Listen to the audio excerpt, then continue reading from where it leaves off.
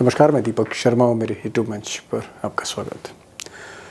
दोस्तों, देश में पहली बार वोटिंग मशीन की गड़बड़ी को लेकर जनता यानी वोटर खुद सड़कों पर उतर रहे हैं। और उधर महाराष्ट्र में जहां अभी चुनाव में हैरत अंगेज नतीजे आए, वहां पर कई इलाकों से गंभीर शिकायतें आ रही हैं कि भाई वोटों की गिनती में गड़बड़ हुई। और एक तरफ जो समूचा विपक्ष है, वो चाहे ममता बनर्जी हो, अखिलेश यादव हो या उद्धव ठाकरे हो, शरद पवार हो, राहुल गांधी हो, ये लोग सोच रहे हैं कि भाई अब क्या चुनाव का बहिष्कार करने का वक्त आ गया है, क्या प्रोटेस्ट होना चाहिए। और आज राहुल गांधी तो बाकायदा उन्होंने ऐलान कर दिया कि वो ईवीएम के विरोध को लेकर सड़कों पर भारत जोड़ो यात्रा जैसी एक बड़ी जबरदस्त यात्रा निकालने जा रहे हैं पूरे देश भर में। और आज कांग्रेस के राष्ट्रीय अध्यक्ष मल्लिकार्जुन खड़गे ने तो आज बहुत बड़ी बात कही थी। उन्होंने कहा कि ये जो वोटिंग की मशीनें हैं, इनको मोदी जी के घर पर रख देना चाहिए या शाह साहब के घर पे रख देना चाहिए, या अहमदाबाद में जो गोदाम है, उनका इशारा है कि जहाँ से खेल होता है, ये मशीनें वहीं भेज देनी चाहिए। Big statement. हमको ईवीएम पीवीएम कुछ नहीं, हमको होना बैलेट पेपर पे वोट, बस। उनको वो मशीन उनके घर में तो रख लेने दो, या मोदी साहब के घर में रहने दो, या शाह के घर में रहने दो। अगर किसी गोडाउन में, अहमदाबाद में बहुत से गोडाउन बने, वहां ले जाके रख लेने दो, हमको बस पेपर पे करो।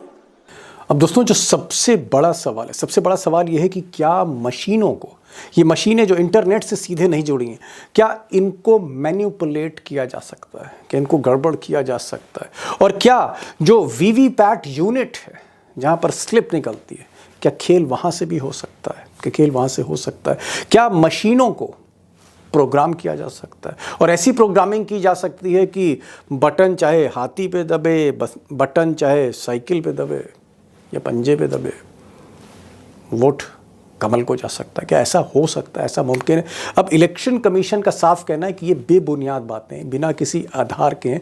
और सुप्रीम कोर्ट ने इलेक्शन कमीशन की बात पर मोहर लगा दी। और सरकार भी कह रही है कि जो सुप्रीम कोर्ट कह रहा है कि साहब ये एक तरह का फ्रस्ट्रेशन है, कोई गड़बड़ नहीं हो रही। चुनाव आयोग, सुप्रीम कोर्ट और सरकार। और दूसरी तरफ अगर आप हरियाणा देखें, महाराष्ट्र देखें, तो गंभीर से गंभीर किस्म के इल्ज़ाम लग रहे हैं, आरोप लग रहे हैं और गड़बड़ियां भी दिख रही हैं। मिसाल के तौर पर एक नया खेल चला है बैटरी का, और लोग कह रहे हैं कि बैटरी के बहाने कंट्रोल यूनिट जिसमें वोट दर्ज होते हैं, उसमें खेल हो रहा है। और वो 99% बैटरी जहां जहां निकलती है, उसमें मेरी जो सामने वाली उम्मीदवार हैं सना मलिक जी, 99% की जो ईवीएम निकल रही थी, उसमें मेरे से उनको डबल वोट मिल रहा था। तीसरे राउंड में 6 ईवीएम ऐसी आई जिनमें बैटरी परसेंटेज 99% शो हुई, और जब उनका डाटा निकाला गया वोटिंग का, तो उसमें खाली भारतीय जनता पार्टी के कैंडिडेट को 60 से 70% इंक्रीज आ रहा है। अब दोस्तों, अगर मशीन जो है, इलेक्ट्रॉनिक डिवाइस, अगर उसमें कुछ गड़बड़ हो रही है, उसकी चिप में कोई गड़बड़ है, प्रोग्रामिंग में कोई गड़बड़ है, तो एक पत्रकार तो नहीं बता सकता। मैं कंप्यूटर साइंटिस्ट हूँ ही, ना ही कोई मैं जीनियस हूँ, और बहुत से आप लोग भी हैं, वो भी कोई टेक्नोलॉजी जायंट तो है नहीं। ये ऐसा मुश्किल सवाल है जिसका जवाब कोई कंप्यूटर साइंस का गुरु दे सकता है, मशीनों का एक्सपर्ट दे सकता है। और कई दिनों की तलाश के बाद आज आपके सामने वो एक्सपर्ट हाजिर हैं जो इस देश के जाने माने टेक्नोलॉजी गुरु हैं, कंप्यूटर साइंस के गुरु हैं, जो मशीनों के एक्सपर्ट हैं, जो अमेरिकी राष्ट्रपति के तकनीकी सलाहकार रहे, जिन्होंने कई पेटेंट्स इजाद किए। Super genius Madhav Arvind Deshpande America में रहे कई साल, कई उनके नाम के पेटेंट हैं, एक्सपर्ट हैं।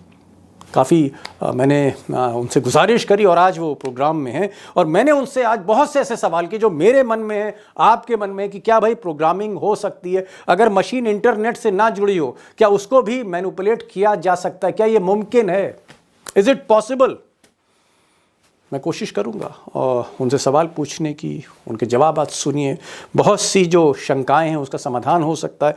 हमारे साथ अरुण कुमार अग्रवाल भी रहेंगे, जिन्होंने ईवीएम्स को लेके, मशीनों को लेके कई पिटीशंस भी की हैं, उनकी लड़ाई भी चल रही चुनाव आयोग से। उमाकांत लखेड़ा जो टीएन सेशन से लेकर राजीव कुमार जो आज के चुनाव आयोग थे उनको कवर कर रहे हैं, वो भी सवाल पूछेंगे इस साइंस के जीनियस से, कंप्यूटर साइंस के जीनियस से, मशीन के एक्सपर्ट से। और हमारी कोशिश होगी कि उस अंधेरे पर रोशनी डालें जिस अंधेरे में, ऐसा लोग कहते हैं, आजकल चुनाव हो रहे हैं, तो रोशनी डालने की कोशिश होगी कि देश में चुनाव किस तरह हो रहे हैं, नतीजे कैसे आ रहे हैं। देशपांडे जी, शुरू में क्योंकि आप कंप्यूटर के एक्सपर्ट हैं और मैं तो कहूँगा मशीनों के आप एक्सपर्ट हैं, और आपके जो जिस तरह के ऑब्जर्वेशंस हैं मशीनों को लेकर, वोटिंग मशीनों को लेकर, उसको लोग कोट करते हैं। आप ओबामा एडमिनिस्ट्रेशन में आप उनके कंसल्टेंट थे टेक्नोलॉजी को लेकर। कई ऐसे पेटेंट टेक्नोलॉजी के वो आपने इजाद किए और दुनिया ने आपको सलाम किया है। और ये हमारा सौभाग्य, मेरा और मेरे दोस्तों का, व्यूअर्स का, कि आज आप हमारे साथ रूबरू हुए।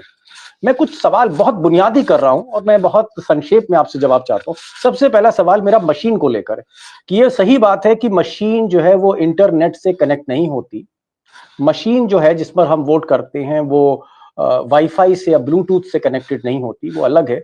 लेकिन क्या इसके बावजूद कि अगर वो इंटरनेट से कनेक्ट नहीं है, क्या मशीन मैनिपुलेट की जा सकती है? पहले तो धन्यवाद मुझे बुलाने के लिए। हाँ, बिल्कुल, आपने जैसे कहा कि कनेक्ट तो नहीं होती, इसलिए हैक नहीं, हम कह सकते हैं कि हैक नहीं होती, लेकिन मैनिपुलेट ज़रूर हो सकती है।